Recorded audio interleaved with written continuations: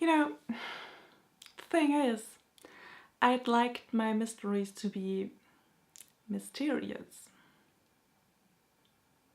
This wasn't.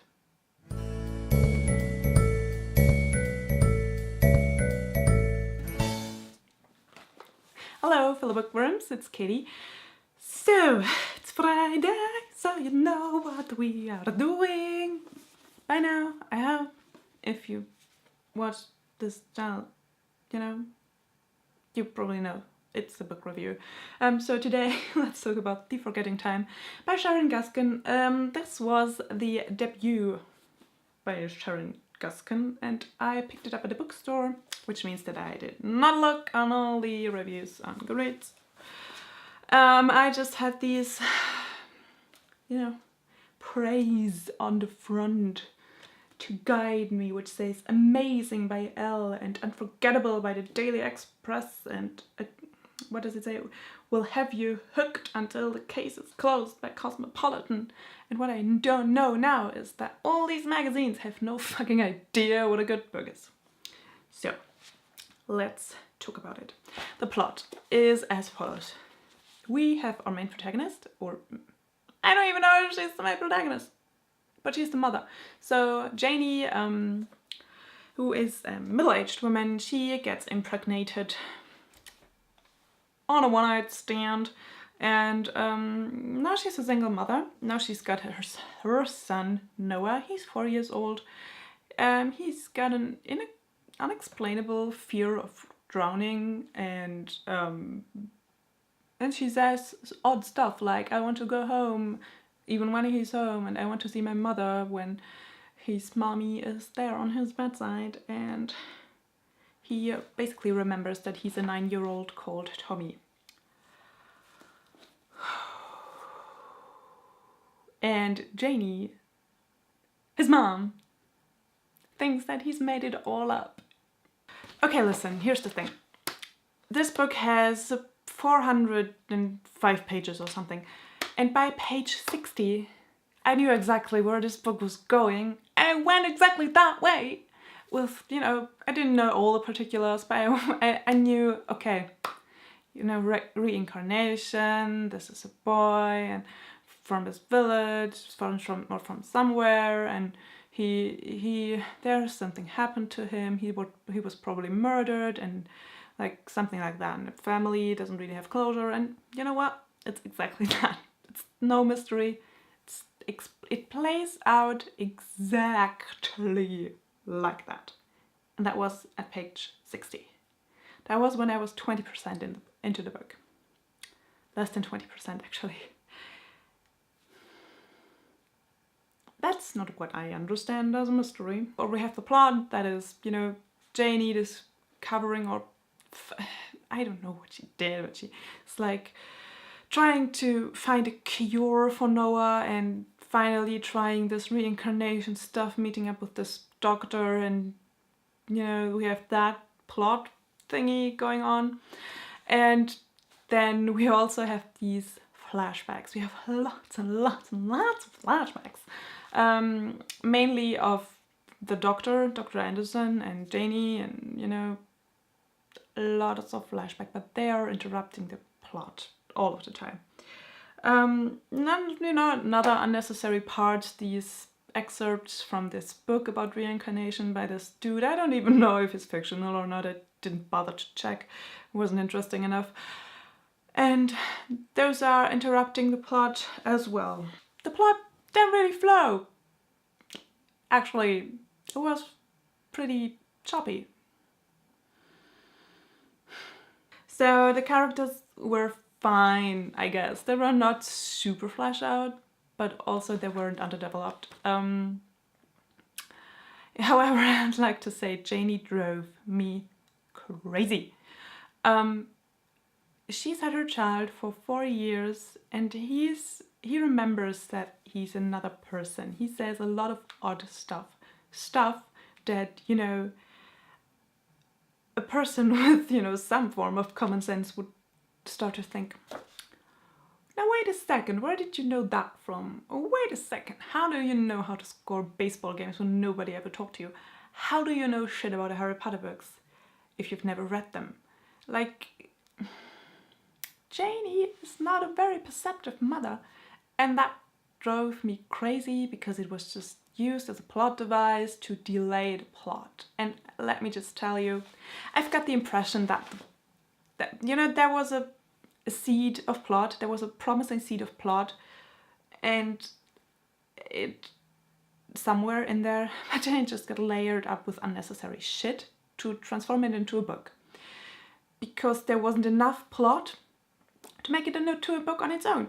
So we have a lot of flashbacks and more flashbacks, and Janie being dummy and not accepting or not thinking about shit, and just, you know, insisting that her son makes up this super weird random shit, and to just delay, you know, further plot development. And that was just frustrating and annoying. And it started really promising, that's what I've got to say. And it reads, like, the only plus thing is that it's 400 pages sound very long, but it reads very quickly. So that was the only good thing. So with the plot being all choppy and all over the place, and well, it wasn't all over the place, but being choppy and unnecessary, dragged for about 300 pages. Like, this would have been a wonderful short story, but 400 pages was too fucking long. Now, with that, the writing was very repetitive. There were sentences, there were parts where there was some piece of information, and or sentences, and there was exactly the same information in the sentence or the part below, just with different words. What? No. Thank you. Could you not do that? It's annoying. It's just filler. Just cut it. Cut. All of that can be cut out. No. And, you know, there were these pseudo philosophical musings about, you know, life and the meaning of life and shit like that, and why we're here and life and death. And it was just... I got the impression that it was trying to make the book all deep and important sounding, but it actually read like a cheesy ass calendar. Actually, the book started out really promising. I really liked it in the beginning, but then I hit the okay, this is how it goes mark, and from then on it went exactly what I thought it would be. And you know, that is the thing. This was set up as a mystery. This read more like somebody who wanted to write a mystery, but like very deep and important mystery, so do it more like literary fiction, but like very boring literary fiction that nobody wants to read. I was bored a lot of the times, and like, don't get me wrong, here's the thing, for some people this will be a perfectly fine book. For people who don't read a lot of books and who maybe encounter this type of mystery for the first time.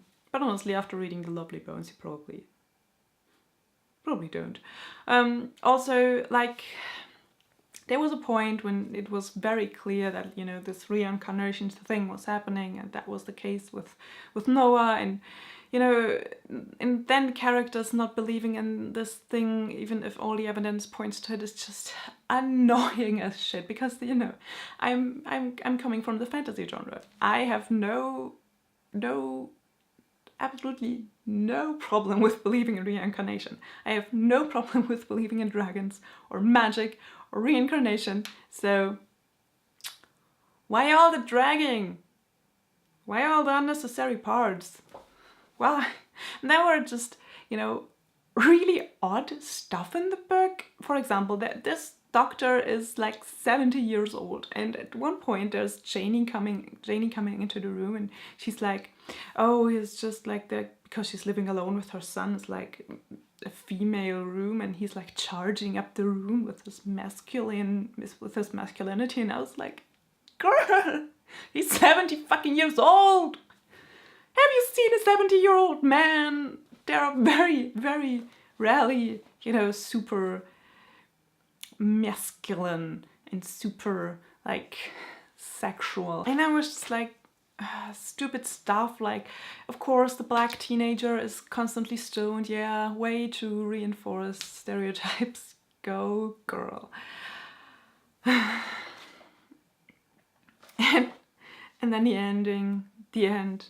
Honestly, this book has more endings than The Return of the King. I mean, the movie. I don't know about the book because I just couldn't finish that book. It was just too boring for me. Anyways, this fucking book, it ended, like there was a point where I thought, oh, this would be a perfect ending, and then it dragged on for 30 more pages. And it would just keep wrapping up, and I was like, yeah, I get it. The book is like, it's finished. Like, okay, okay, no, stop now. I don't want to know what's going on with this character. I don't want to know what's happening the year after that. It just kept dragging on and on and on and on and on, and I was just like, in the end, it was really exhausting, and I really had to force myself to finish this book, and I almost didn't do that. So, here's the deal. If you want to read something super predictable that is fast to read, and no, actually don't read it, it's not very good. Don't do it, it's not very good. There are more interesting, more gripping, more thrilling books out there. Check out Louise from the Big Head Bookworm. She reads a lot of thrillers and mysteries, and get your books from her. I don't read a lot of thrillers, so link her down below. She's lovely. Say hi to her from me. And I'm really upset that this book was not good because it sounded really good. I mean, imagine that, a 4-year-old that says he's somebody he's not. That could be ghosts, reincarnation. It could be so cool, but no, it was really boring, predictable, and stupid. And I will now finish this review. So, I hope. Yeah, also, I didn't want, like, Sharon Guskin, that was her first book. I don't know. Am I going to read her next future work? Probably not, because this was not really interesting. It's not for me, you guys. It's not for me. Alright, I really hope you enjoyed this. Kind of. Sorry for the rant. It happens. I've gotta get it out of my system, you know. So I hope you're having a lovely day. I hope you're having reading something wonderful. And I'll see you soon. Bye. Also, do you have a good mystery book that you can recommend to me? Because I'm in the mood for one, and I don't know. Thanks. Thank you. That would be amazing. There's the telephone ringing. Okay. Bye.